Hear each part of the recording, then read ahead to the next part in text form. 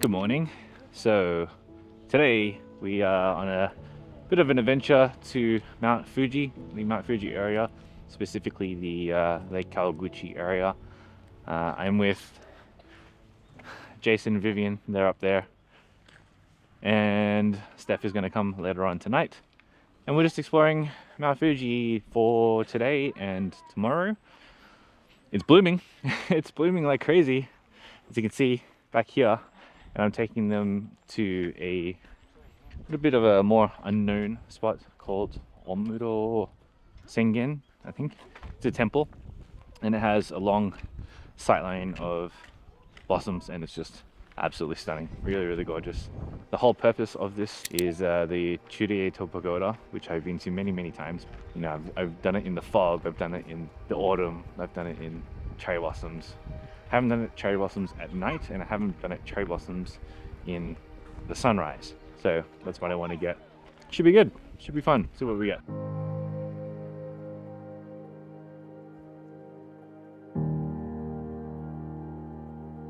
So in terms of photography specifically, for me anyway, this place is great for this. This is a very, very long row of cherry blossoms that leads down into the temple. Super beautiful, and I've come here maybe 4 or 5 times over the last 6 years or so. Today, it's as full as you can get, really, in terms of sakura. It's really beautiful, absolutely stunning.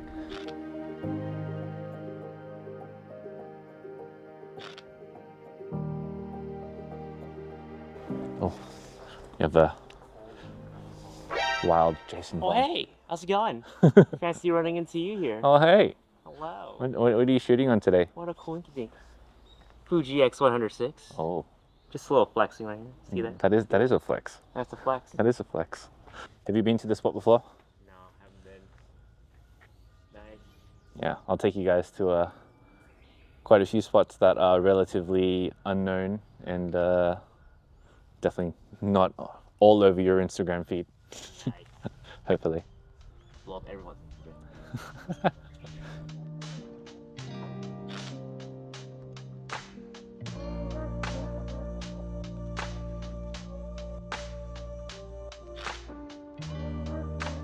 Jason was talking about making shots even if, you know, they're bad or whatever, to just have a reference. And you know, I think taking shots regardless of the conditions, I think you can be a photographer and like start to get a little bit snobbish with weather and location and perfect timings and stuff like that, and refuse to take shots. But you should always just take it anyway.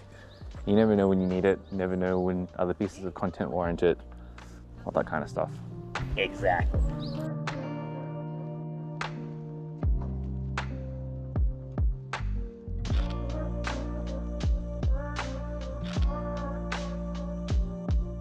Yay, just finished. We were waiting ages for this shot right here, for like a nice empty scene. Eventually we got it. Just had to wait a little while. An hour? Just took like an hour. Not really. It was like 20 minutes. Sometimes that's what you gotta do. Really beautiful there from both sides.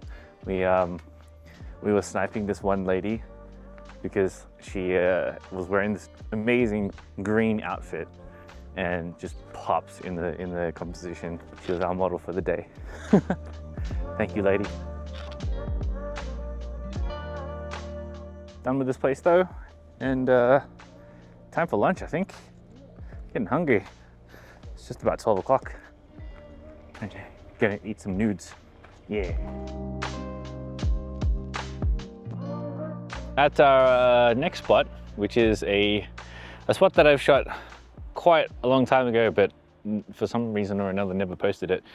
But it's basically on the side of a road, and it's kind of dangerous. But here is all the sakura, and then in the middle is Mount Fuji.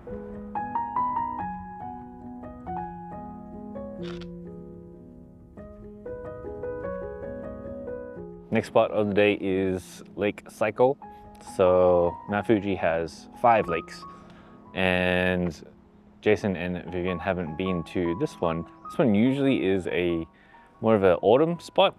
So all of these like dead trees behind me are actually all momiji, so they're Japanese maples. And they're super gorgeous in the autumn time when everything turns a fiery, orangey, red. It's gorgeous. This tree right here is such a great autumn spot because you can like frame the leaves and then use it to frame Fuji in the middle and then get a little reflection down here as well. All these leaves jut out, super nice. But there is one cherry blossom tree over there, so we'll go and have a look.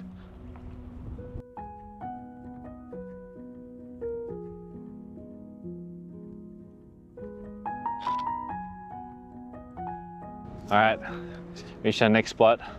This is Lake Mototsu, and this lake is very famously known for being on the 1,000 yen note. So this is the view, and that's what it looks like that, something like that. Yeah? Yeah? Are you impressed? I did it! Wow, it looks just like the money. I think we're gonna head to Tenku no Tori now, which is a spot that Jason and Vivienne haven't been to before. But I have no idea what the situation is right now because apparently it's been very overdeveloped. Uh-oh. You have to pay for stuff. When I got there first, it was just literally the Torii gate and then like a mound of dirt.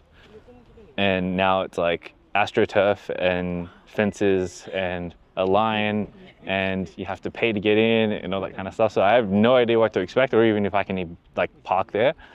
So we'll just go and see. 3 for 3? We'll see how it is.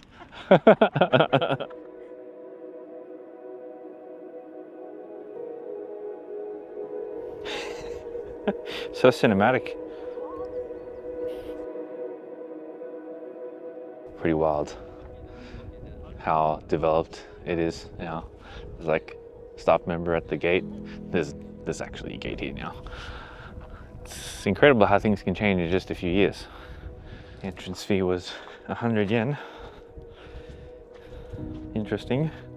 Not too bad though, 100 yen's pretty cheap, honestly.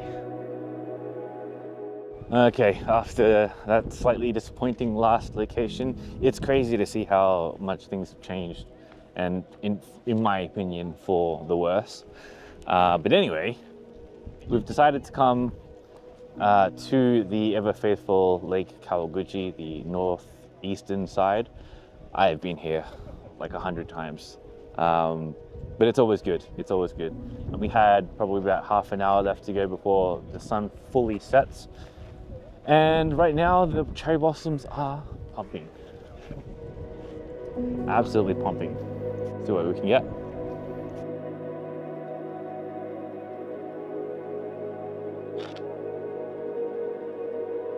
One thing about shooting cherry blossoms is that they require light. They require light to like hit the actual cherry blossoms so that they light up and so that you can see that they're white, and it looks so much better. Right now the sun is down, and so cherry blossoms aren't lit that well, so it is quite difficult to get a nice like framed shot, or at least, you know, one where you don't have to boost the shadows that much. But you know, it's still nice, still very lovely, still one of my favorite places in Japan, period. You know, Lake Kawaguchi is somewhere very near and dear to my heart. A lot of my portfolio is actually shot here, and so yeah, regardless, every single time that I come here, regardless of the conditions, it's always lovely.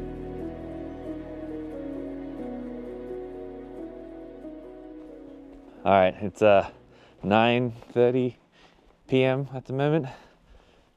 Jason and I are we're on a little bit of a night mission. We've left the girls, and we're currently heading to Churieto Pagoda, and we're doing this night shot. The night shot that I haven't yet got, and thanks for lighting my face, man. No problem. Looks good. It looks good. Excited to get the shot because I haven't got sakura at nighttime, but we're looking from afar and we can see that the pagoda is actually lit up right now. So I don't know how that's going to turn out in terms of long exposure, but we will find out. So we'll head up those damn stairs, lots and lots and lots of stairs, take these 2 shots, head back down, and then come, yeah, 4:30 in the morning tomorrow morning, we will head back up and do the sunrise. It's going to be a pretty intense next 7 hours. All right, we're about halfway. How you going?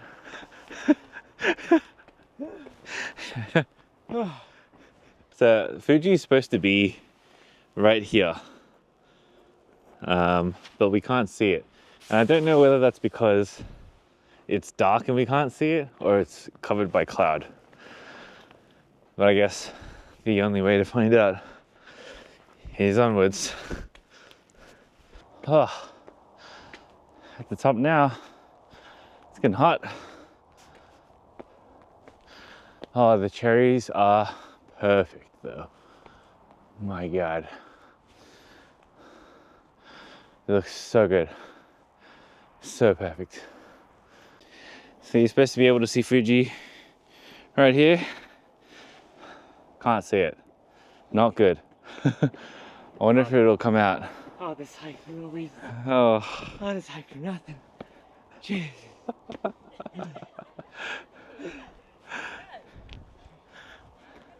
Well, let's see how it goes. Thank you. Maybe do this twice. Another one in a few hours. Another one in a few hours. Just think about how fit you're going to be.